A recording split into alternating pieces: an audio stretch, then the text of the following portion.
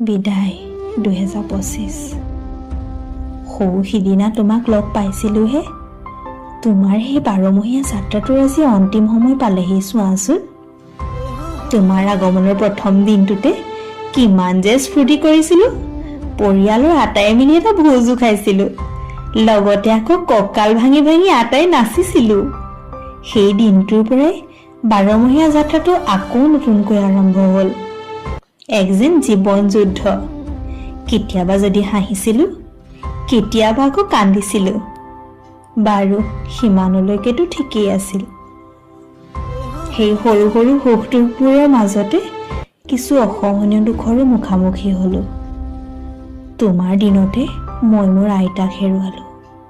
আৰু কি জানা, আমাৰ আটাইৰে মৰমৰ জুবিন দাদাক হেৰুৱালোঁ।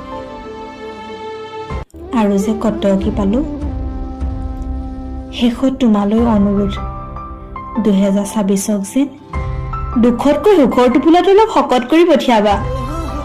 লগতে মোৰ সোঁৱে বাওঁৱে থকা আপোনালোক সকলোকে যদি অজানিতে দুখ দিছিলোঁ, নিজৰ বুলি ভাবি যেন ক্ষমা কৰি দিয়ে।